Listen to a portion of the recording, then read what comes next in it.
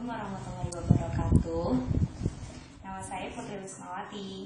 Nah, di sini saya ingin menjelaskan nih bagaimana proses proposal skripsi saya.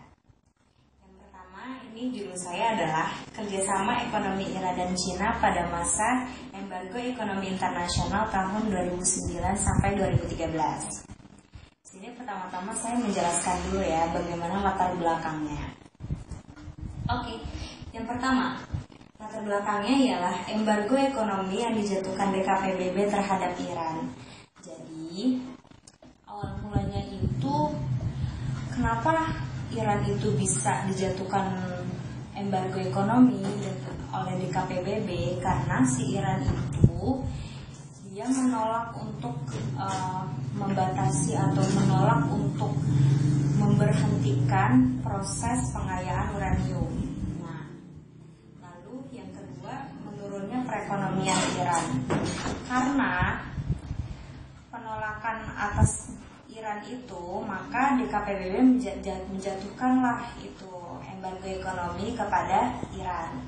Nah, salah satu penyebab penurunan perekonomian Iran karena embargo ekonomi internasional. Kenapa? Karena dalam embargo ekonomi internasional itu salah satunya investor-investor asing yang sudah menanamkan modalnya di Iran itu mereka harus mencabut semua investasinya gitu karena adanya sanksi ekonomi terhadap Iran.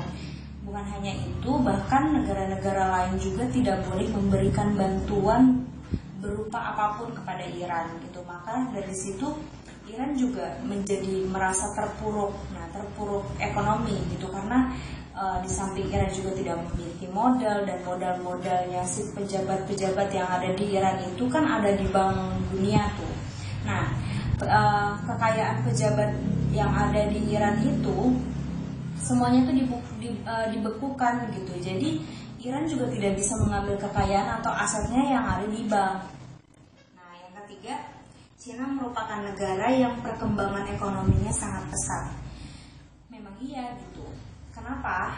Karena selama ini juga kalau kita ketahui antara Amerika dan Cina itu mereka saling bersaing untuk menjadi siapa sih yang di antara mereka itu yang paling kuat dan bisa menjadi negara superpower.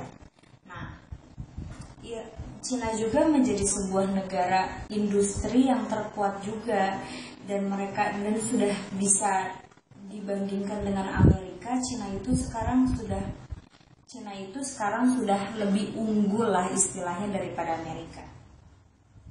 Selanjutnya Cina merupakan negara yang dapat menyeimbangkan kekuatan Amerika Serikat di Timur Tengah.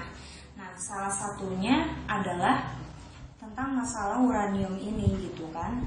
Karena adanya kerjasama antara Cina dan Iran itu, nah ini memperkuat adanya hubungan antara Cina dan Iran itu sendiri.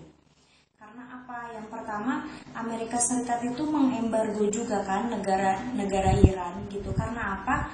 Karena Iran itu membuat Amerika itu cemas gitu, membuat Amerika itu khawatir.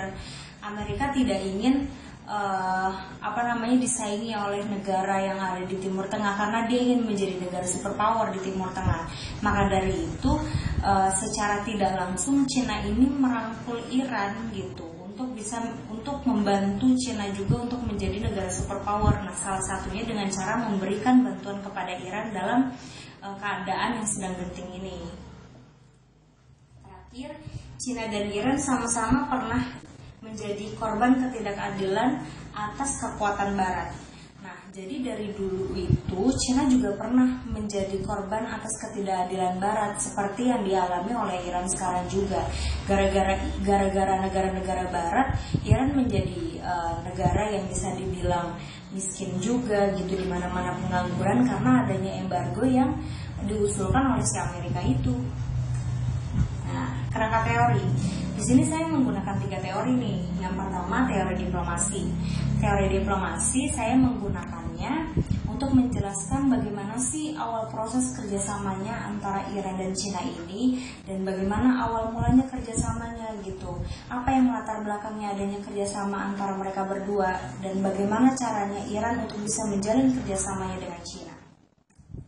Yang kedua, saya menggunakan teori kepentingan nasional.